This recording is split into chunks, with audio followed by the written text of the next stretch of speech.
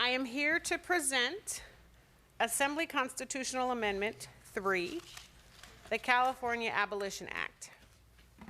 This amendment is long overdue, and I think it is incredibly fitting to bring it up as we approach Juneteenth, marking the emancipation of Black people out of slavery in the southern portion of this country. The California Constitution prohibits slavery and involuntary servitude except to punish crime. ACA 3 seeks to amend the California Constitution to remove such conditional language, abolishing slavery and involuntary servitude without exception. Over 94,000 Californians are currently incarcerated in state prison. African Americans account for 28% of the prison population and less than 6% of California's overall population.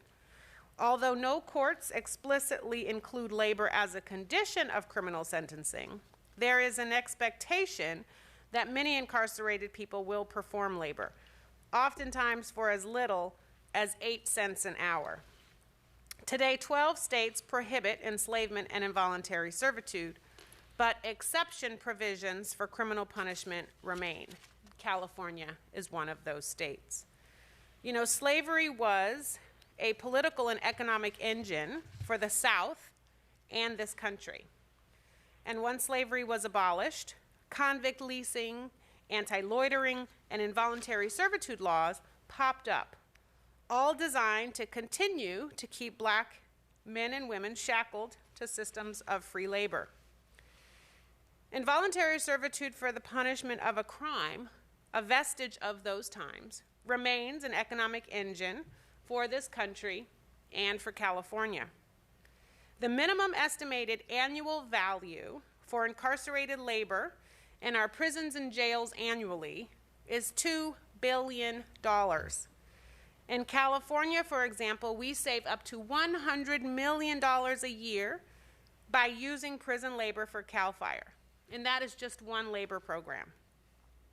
Dissolving the remnants of slavery and racial inequality is more important now than ever, although it should always be important. In 2018, Colorado passed a ballot measure that removed slavery and involuntary servitude as a criminal punishment from its state constitution. Last year, voters in Nebraska and Utah voted to remove prison slavery from their state constitutions. Also in 2020, U.S. Senator Merkley from Oregon introduced a resolution to remove involuntary servitude as a punishment of a crime from the U.S. Constitution. ACA 3 will not do away with community service, alternative sentencing programs. These programs still function in states like Colorado, where similar constitutional amendments have taken effect. We are not asking that labor programming within facilities be abolished. Simply, if these programs are to perform as originally designed, then they should be providing our incarcerated brothers and sisters with an appropriate wage. Our Constitution serves as the guiding principle for all other state laws. There is no place for slavery, forced labor, or involuntary servitude on our books. If Utah and Nebraska can do it, we can too.